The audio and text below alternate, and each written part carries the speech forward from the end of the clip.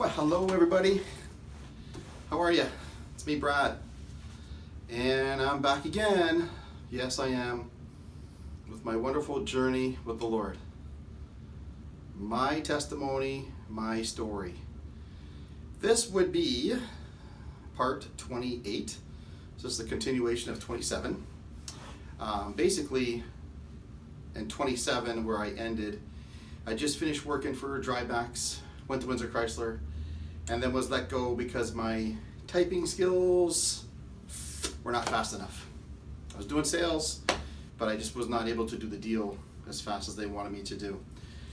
So here I was on the unemployment line again, looking for work, trying to make it by. Got a fresh baby, my son Darius, and Dad's got to work. Dad's got to do what Dad's got to do. So I basically was reading newspapers, checking whatever places were available at the time for work, and I seen the Windsor Star. There was an ad. I told somebody, I said I would never get into car sales because really the good money would be if you had commission plus sales. Sure enough, I pick up the Saturday paper, which I just said these words to somebody, and what's in the paper? A dealership is hiring and it's commission plus salary plus a demo. So I thought to myself, wow, I got a car to get around in and I can make good money, because I made good money at Drymax. Remember, I left Drymax thinking the grass was greener on the other side, and it wasn't greener, not at all. Didn't even get a chance to turn green. Turned completely brown, was dead. But anyways, so when I seen that, I decided to apply. So I applied. The dealership was Butterfield Auto Sales, and I went in, did an interview. The manager at the time, his name was Neil, very nice gentleman. He was my manager, and we sat, we talked, we discussed everything. Now, I had a record back when I was young. I was only 21 years old, and I had a record, got in trouble with the law. Nothing really bad, but anyways, when you get in trouble with the law, you got that record. So I had this record on my shoulder, and whenever I went to apply for a job, it was always the same question on every application. Have you ever been convicted of an offense that you have not yet received the pardon for? Hated that question, because I always had to put the same answer, and I always had to explain myself. Nothing like living your past, repeating your mistake over and over and over every job you're applying for. And 9 out of 10, after you did an explanation letter that they asked for and attach it with all the details, you never got called. Never. 9 out of 10, maybe one person would give you that chance. Well, here I am at Drymax, talking to Neil, we're sharing stories, and as we're sharing stories, he's looking at my resume, and we're talking about my resume, and I mentioned to him about how I worked at Craftmatic Adjustable Bed Company. Lo and behold, guess where he worked? Craftmatic Adjustable Bed Company. So we had this in common, and it made us laugh. We shared some stories. It was funny. Awesome. Next thing you know, guys, I got the job. I got hired. Had to apply for my sales license and all that stuff, and did all that stuff. Got my license, and I was good to go. And I already knew what sales were like now because I had a taste, right? Like I did it at Drymax and did really well. So I just have to do the same thing again. Just be myself, be personable, be nice, and it should work out. Well, let me tell you, God blessed me more than what I can ask or think, because I was continually selling all the time. Car sales were very, very busy back then. We worked 9 to 3 and 3 to 9, and by the time 3 o'clock came, I was going home. I was so tired, just tired of walking in car after car after car. Your lips are just up, the whole time with couple after couple or person after a person, right? You're just constantly doing that. So it was exhausting by the time 3 o'clock came. 3 o'clock came and I was ready to, and that's what I did. But the Lord blessed me. The Lord blessed me very, very, very well. I never had money before. I mentioned to you guys in my videos before, used to work at the bar. I barely made enough money to pay my rent and all that stuff. Everything was always behind everything. Well, now it was like everything was ahead. I could pay 2 months rent. I could pay 3 months rent. I could pay 3 months bills or hydro. It was, and that's the way I was. I like to pay more in advance. That way I'm just more comfortable and not to worry about it, right? And as time went on, I kept growing with the Lord. Like, I never forgot the Lord when these blessings were happening. That's one thing I never forgot. I was always thanking Him, always praying like the way I tell you guys to pray. I kept doing those same things I'm supposed to do all the time. I see it like this, guys. It's like a basketball player, you know? You try out for basketball, right? You do your best, and then you make it for the team. Well, even though you make it for the team and you practice with the team, don't be afraid to practice on your own. Because the more you do, you're just going to get better and better and better. And that's my philosophy. I believe that's what you have to do to be very, very successful. One of those sales calls for Windows. Anyways, sorry about that, guys. So the more you practice and practice, the more better you are when you go to play ball. You're the type of guy that takes a shot, and every time you take a shot, 3-pointer, 2-pointer, layup, it goes in. Why? Because you do it so much. So that's the way I am with God and the Lord and in my life. I'm always doing it as much as possible, growing as much as possible. You know, I'm not saying you have to go to church every week. I'm not saying you have to read it every day and every minute. But the more you do, the better you become. And ask God to show you and give you wisdom and knowledge and understanding. And He does. He does. I can't tell you how much He does. But I was being blessed like crazy. It was awesome. And I'd always go to my mom's house and tell my mom all these amazing stories, because the stories were amazing. How sometimes these deals turned out. It was amazing. What are you doing, mister? I seen some feet going. I said, he's got to be here. I was doing a video. Just doing a video. It's my favorite verse of all time in the Bible. It says, your blessings on obedience. God will bless you pretty much everywhere, all the time. And you will receive more than what you can ask or think. That is so true. This was happening to me. I know when I say it was overwhelming, but it was a good overwhelming. I wasn't expected to be blessed like this for being obedient to the Lord, but the blessings were coming so much and so often. It was overtaking me. It was wonderful, very wonderful. And I was learning a lot through this journey. I was learning especially that when I'm obedient, the Lord blesses me. That's one of the major things that really was a big learning experience, especially not to mess up my blessings. And I will explain that later, because when you sin, you mess up your blessings and the blessings stop.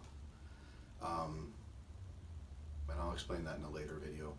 But just to continue here, I would go to my parents' house and share with them the stories that were happening to me at work, how my deals were coming up about. There were so many deals that were just like unbelievable and amazing. I'll share more of those with you as well, guys, when we get down the road. But as these blessings were happening to me, what I decided to do is I was taking some of my extra money that I had, and I was going around and helping people and blessing people. Those that were in need, I gave them a box of food, maybe $50, maybe $100, maybe a little bit more, something like that anyways, because I was being blessed. So I just felt in my heart that I should try to bless others, and I was doing that. I also, in my prayers, I asked the Lord, because I thought this was important, that whenever I sold a car, whenever I helped somebody out with financing and all that other stuff, and they took their car, that God would somehow enter their life and allow somebody in their life, even possibly the person that I'm selling the car to have a relationship with God and to be saved. And I asked that exactly the very moment when I sold the car and the car was being picked up, that when I did the infamous handshake, I would say, God bless you, safe driving, and I wish you all the best. And when I did that, I asked God at that very moment to enter that person's life, either them, son, daughter, husband, father, mother, somebody, that somebody would be saved from that. And I did that continually, because I felt in my heart that it was like, it's more important that these people have their salvation. You know, like they get a car here, they buy a car here, right?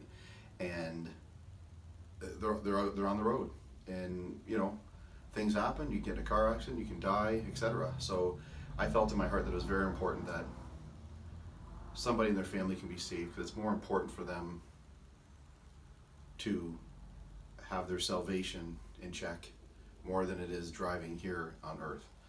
Because something drastically happens, that's where you're going. So I put that little prayer in there for them. So that's kind of some of the things that I did when I was being blessed. But let me tell you, I still went through a journey of learning lessons, because I messed up, and I messed up several times. Messed up foolishly. And when I did, all I can tell you is that no joke, guys. No matter what blessings I was getting, no matter how blessings I came, when God noticed that I was off track, I just picture it all the time. I picture him up there in heaven going, okay guys, Mr. Wilson's being obedient. Pour the blessings on him. Let him have the blessings. Open it up. It's kind of like those fire hydrants, you know. You open it up and you let the water just come shooting out, right? And those are the blessings. And he just has his angels open it up, and the blessings are just pouring on me in all kinds of ways. And then as soon as I sinned even one time, tighten the valve, close the blessings on Mr. Wilson. And just like that, you guys, the angels would tighten it, and the blessings would stop. And it wasn't until I learned that I can't be a sipping saint, meaning I can't be living for God and then going around and sitting and partying. You can't do the both. You can't live that way. You got to make a decision in your heart and in your mind. What do you want to do? Do you want to serve God and do what God wants you to do? Or do you want to live according to the world, what the world wants you to do? And that was a very big learning lesson for me during my journey. I didn't understand it. I didn't really understand it too much, but I read the Bible more. I kept going to church. I kept listening to other pastors preach, and fortunately for myself, and I asked God to do this for me, to reveal all this knowledge and understanding that I didn't know. And he did. But I'll share more of that with you guys down the road as well. In closing, one thing that I found very interesting is when I went to my mother's house all the time. You know, my mother's always, man, she loves the Lord. She loves God. You know, she basically, it's like she's holding his hand every day. But I went over her house, and I'm sharing stories. My mother always had the best stuff there. She knew I was coming. She had my favorite food. She had cakes, pies, apple pie, all the favorites all the time. And it didn't help, because I always work out, right? So whenever I went there, my workout went right down the drain. It's like, why did I even bother doing those abs? Because now I got to do more abs, double the abs tomorrow if I'm going to eat like 2 pieces of pie here. I'm done. But anyways, when I went to my mom's house, told her all the stories. We were laughing, joking, all that kind of stuff. And then she says to me, Brad, do you pay tithes? And I thought to myself, pay tithes? Yeah, I pay tithes. You know, that plate that goes around church? Yeah, I take out a 5 and throw it in it, whatever. And she said, no, do you pay tithes? Do you pay what the Lord asked you to pay? The Lord asked me to pay. Where's this at in the Bible? I haven't bookmarked that spot. I haven't read that spot, that part over. And then when she told me that the Lord requires and asks us to pay 10% towards the church, towards him, I didn't have a problem with it, but I was hesitant because I didn't really understand it. I just, you know, it's your money, right? You're being blessed, you're getting all these blessings, you're getting all this money, and now all of a sudden 10% is 10%. You make $1,000 on a paycheck, that's $100, right? You make $1,500 on a paycheck, that's $150. These were kind of checks I was pulling in. So this is a lot of money, counting that 20, 40, 60, 81. Whoa, that's a lot of money flicking around there. And I'm taking all that and putting that in church. Well, I'm used to just throwing a 5 or a 10, 20, 5, more 5s than anything back in the day. But anyways, this was a very big learning area in my life, let me tell you. But again, God opened my eyes and showed me stuff I just didn't see and just didn't know. And I can tell you, you pay your tithes, God blesses you sevenfold, meaning he blesses you 7 times more than what you've blessed him. Anyways, guys, I'm going to leave that at that. I don't want this video to be too long, but I hope it was educational for you. I hope you got something out of it. Hope you got to laugh a little bit. And I will see you guys next time with the next video.